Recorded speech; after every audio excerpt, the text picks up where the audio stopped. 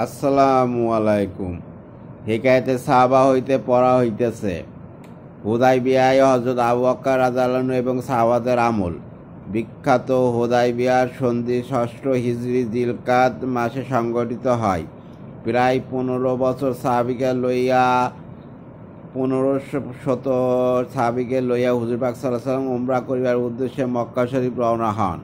খবর পাইয়া কাফেরগণ পরামর্শ সভা ডাকিল এবং সিদ্ধান্ত করিল যে মুসলমানদেরকে মক্কায় প্রবেশ করিতে দেবে না, বরং তারা মুসলিম বাহিনীকে বাধা দেবার জন্য বিরাট প্রস্তুতি আরম্ভ করিল। আরবের বিভিন্ন গোত্রের প্রতি তাদের সাহায্যে আগায়া আসিবার জন্য আহ্বান করিল। ওইদিকে জুল হুলাইফা পৌঁছাইয়া হুজুর সাল্লাল্লাহু আলাইহি ওয়াসাল্লাম জনক ব্যক্তিকে তথ্য সংগ্রহের জন্য মক্কা পাঠাইলেন।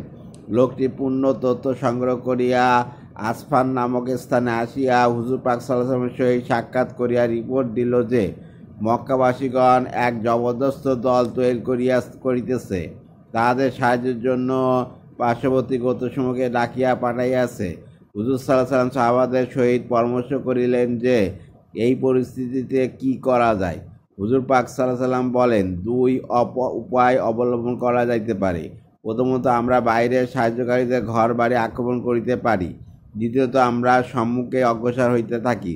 হযরত সিদ্দিক আকবর রাদিয়াল্লাহু আনহু বলেন, হুজুর, আপনি তো শুধু বাইতুল্লাহ জিয়ারতের জন্য আসিয়াছেন, তার বাধা প্রদান করিলে আমরা যুদ্ধের জন্য প্রস্তুত নয়। হুজুর সাল্লাল্লাহু আলাইহি ওয়াসাল্লাম এই প্রস্তাব সমর্থন করিয়া সামনে অগ্রসর হইলেন। হুদাইবিয়া নামক স্থানে পৌঁছাইলে বুদাইল ইবনে ওয়ারাকা খোজাইয়া একটি জামাত সহকারে আসিয়া হুজুর সাল্লাল্লাহু আলাইহি ওয়াসাল্লাম বলিল, হে মুহাম্মদ, মক্কাবাসীগণ আপনাকে মক্কায় প্রবেশ করিতে দেবে না, তারা যুদ্ধের জন্য সম্পূর্ণ প্রস্তুত। হুজুর পাক সাল্লাল্লাহু আলাইহি ওয়াসাল্লাম বলেন, আমরা যুদ্ধের জন্য আসি নাই, আমাদের উদ্দেশ্য হইল শুধু উমরা করা। দৈনিক যুদ্ধ বিগ্রহে কুরাইশগণ যথেষ্ট ক্ষতিগ্রস্ত হইয়াছে, তাহাদের ধ্বংসের পথে তারা যদি যাইতে রাজি না হয়, তবে আমি তাহাদের সহিত সন্ধি করিতে প্রস্তুত, যেন আমরা পরস্পর আর কোনো যুদ্ধ বিগ্রহ না করি। তারা যদি ইহাতেও রাজি না হয়, তবে আমি আল্লাহর কসম করিয়া বলিতেছি, যার কুদরতি হাতে আমার জান, আমি ওই পর্যন্ত তাদের সাথে যুদ্ধ করিব, যেই পর্যন্ত না ইসলাম জয়যুক্ত হয় অথবা আমার গর্দন বিচ্ছিন্ন হইয়া যায়। বুদাইল বলিল, আচ্ছা, আমি আপনার পয়গাম তাদের নিকট পৌঁছাইতেছি। কিন্তু কাফেরগণ কিছুতেই কর্ণপাত করিল না। এইভাবে কয়েক দফা আলাপ আলোচনা চলিতে থাকিয়া অবশেষে অরওয়া ইবনে মাসুদ সাকারি কাফেরদের প্রতিনিধি হইয়া আসিল। তিনি পরে ইসলাম গ্রহণ করেন। সে আসিয়া বললে, হে মুহাম্মদ সাল্লাল্লাহু আলাইহি ওয়াসাল্লাম, আপনি যদি চান সমস্ত আরববাসীকে আপনি ধ্বংস করিয়া দিবেন, তবে উহা কখনো সম্ভব নয়, যেহেতু ইতিহাস এইরূপ সাক্ষী দেয় না যে কেউ তাদেরকে ধ্বংস করিতে পারিয়াছে। আর যদি তারা আপনার উপর জয়যুক্ত হয়, তবে মনে রাখিবেন আপনার রক্ষা নাই, কেননা আপনার চতুর্পাশে আমি নিচু শ্রেণীর কিছু লোক দেখিতেছি। বিপদের সময় তারা সব আপনাকে ত্যাগ করিয়া পালাইবে। পাশেই দণ্ডবান হযরত আবু বকর সিদ্দিক রাদিয়াল্লাহু আনহু এই কথা শুনিবা মাত্রই অধীর হইয়া বজ্র কঠোর আওয়াজে বলিয়া উঠিলেন, রে হতভাগা, তুই তোর উপাস্য লিঙ্গ চুষিতে থাক।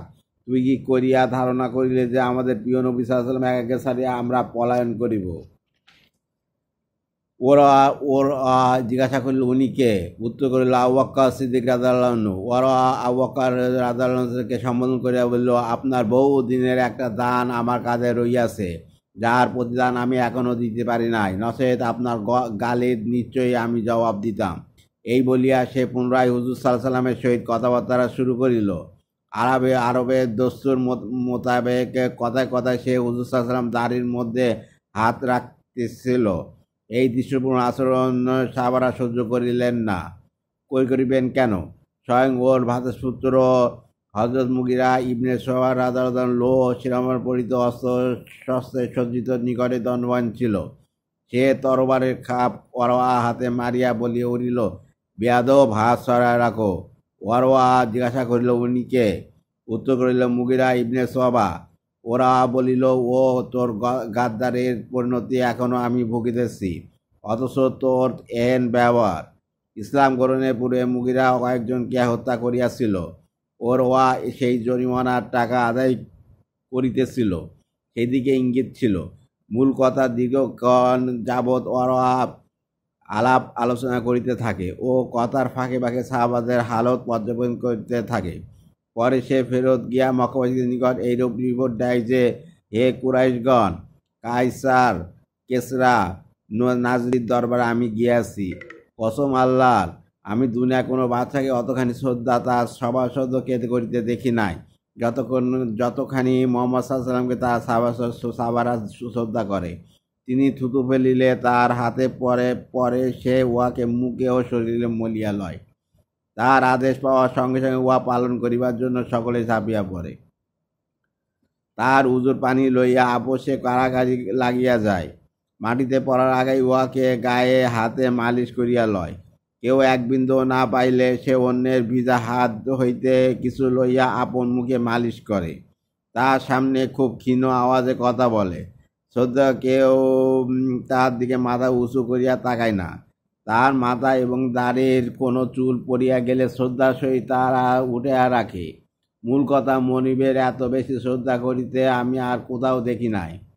ইতিমধ্যে হুজুর পাক সাল্লাল্লাহু আলাইহি ওয়াসাল্লাম হযরত ওসমান রাদিয়াল্লাহু কে দূত হিসাবে মক্কার নেতৃবৃন্দের সহিত আলোচনার জন্য পাঠাইলেন। মুসলমান হওয়া সত্ত্বেও মক্কাবাসীদের অন্তরে হযরত ওসমান রাদিয়াল্লাহু যথেষ্ট ইজ্জত ছিল। এই জন্য তার ব্যাপারে তেমন ভয়ের কোনো কারণ ছিল না।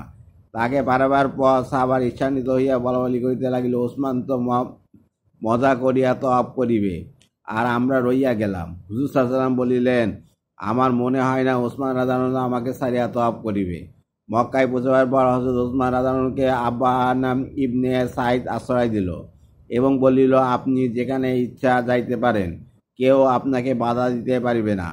হযরত আবু সুফিয়ান সহ বিভিন্ন দলপতিদের নিকট হুজুর সাল্লাল্লাহু আলাইহি ওয়াসাল্লামের পয়গাম পৌঁছাইলেন। ফিরবার পথে স্বয়ং কাফেরগণই তাকে বলিল, আপনি তওয়াফ করিয়া যান। তিনি বললেন, উহা কখনো হইতে পারে না। হুজুর সাল্লাল্লাহু আলাইহি ওয়াসাল্লাম বাধাগ্রস্ত থাকিবেন এবং আমি তওয়াফ করিব। উহাতে কুরাইশগণ ক্রোধ হইয়া হযরত ওসমান রাদিয়াল্লাহুকে বন্দী করে। ওইদিকে মুসলমানদের নিকট সংবাদ পৌঁছাইল যে ওসমান রাদিয়াল্লাহুকে শহীদ করা হইয়াছে। উহা শ্রবণে নবী করিম সাল্লাল্লাহু আলাইহি ওয়াসাল্লাম সাহাবাদের তরফ থেকে জীবনের শেষ মুহূর্ত পর্যন্ত যুদ্ধ করিবার জন্য বায়াত গ্রহণ করিলেন। ইহাকেই বাইতুল সাদরা বাইয়াতে রিদওয়ান বলা হয়। মুসলমানদের ওই দৃঢ় সংকল্পের সংবাদ শুনিয়া কাফেরগণ ঘাবড়িয়া যায় ও হযরত ওসমান রাদিয়াল্লাহুকে ছাড়িয়া দেয়। খামিস এই ঘটনায় হযরত আবু বকর রাদিয়াল্লাহু গালি দেওয়া ও মুগিরার আঘাত, সাহাবাদের সাধারণ ব্যবহার সম্পর্কে অরওয়ার রিপোর্ট, ওসমানের তওয়াফ করিবার অস্বীকৃতি ইত্যাদি ঘটনাবলী নবী করিম সাল্লাল্লাহু আলাইহি ওয়াসাল্লামের প্রতি তাদের প্রেম ও ভালোবাসার নির্দেশনার পরিচয়। ধন্যবাদ। আল্লাহ হাফেজ।